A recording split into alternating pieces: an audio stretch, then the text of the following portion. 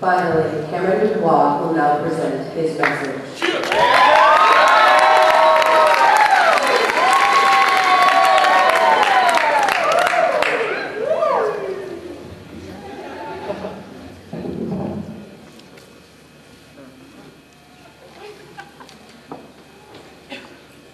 We have been waiting for the last 4 years for this day because we are finally graduating.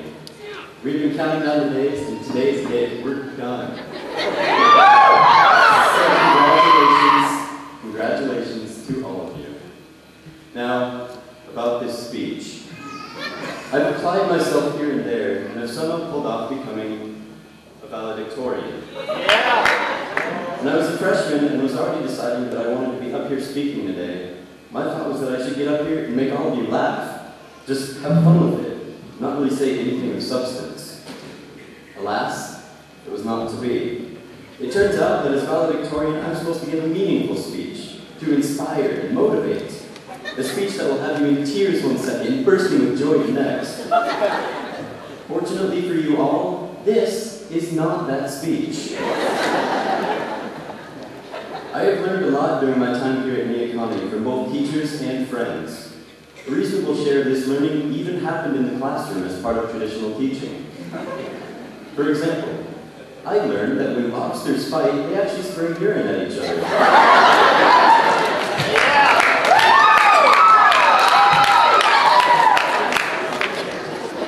From up to 40 feet away. A fact like that could get me far in life. I picture it this way.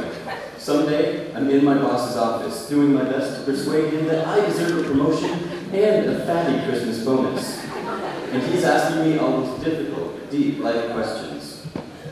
Finally, he gets to the last inquiry, and I can feel that this one will make or break my possible promotion. He'll say, Cameron, what do you think is the most important lesson to learn in life? And I will breathe a sigh of relief, because I have this one down pat. I begin. Sir, I can tell you a thing or two about lobsters.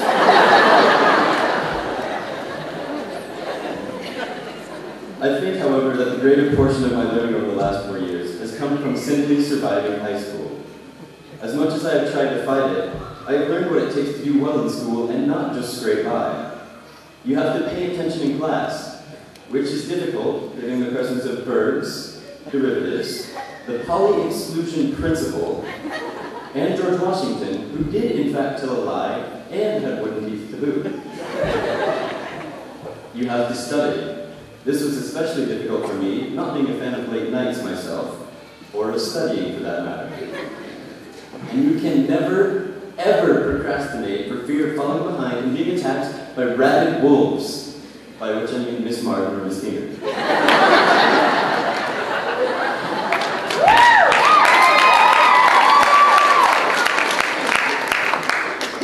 To be fair, I really didn't take any of those lessons to heart until this year, when I had to toil away simply for survival, what with scholarships, writing 121, calculus, and my own personal attempt at having some semblance of a life outside of high school.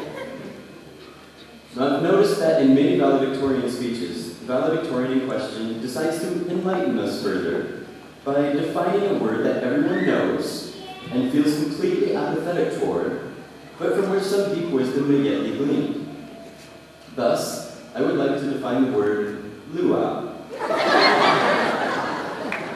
Luau, noun, originating about 1840 and meaning young taro tops in native Hawaiian. Taro being, of course, leaf served with octopus at a traditional Hawaiian feast.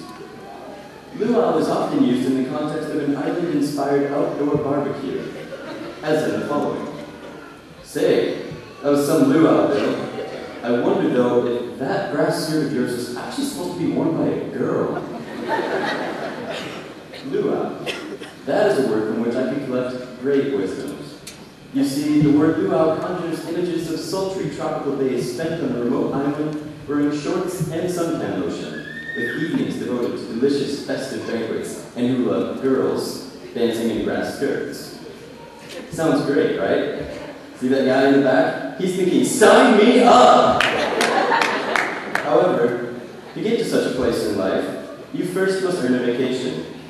This comes through years of hard work, dedication, and perseverance as you go out into the world of college or wherever life may take you.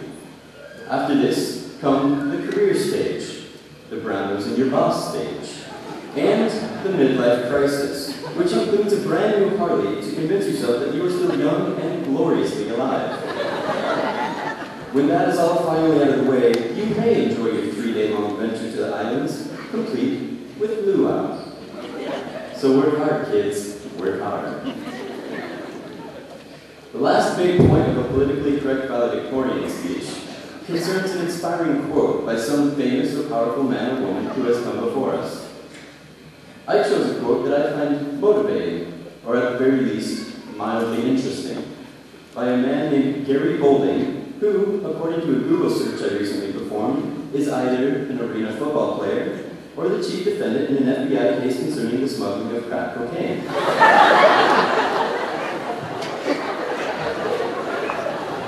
In the words of Boulding himself, your families are extremely proud of you. You can't imagine the sense of relief they are experiencing. This would be a most opportune time to ask for money.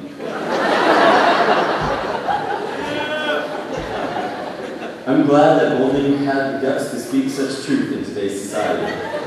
I personally do not want to be eating rice and crackers every day for the next 4 years. I'm actually quite partial to steak, medium well, and for those of you wondering, yes, I am accepting donations. Make the check out to Cameron Dubois with a capital B, please. And now that we have that settled, I'd like to thank all of you for coming this afternoon to support the graduating class of 2007, which is, in fact, the greatest class this school has ever and will ever see.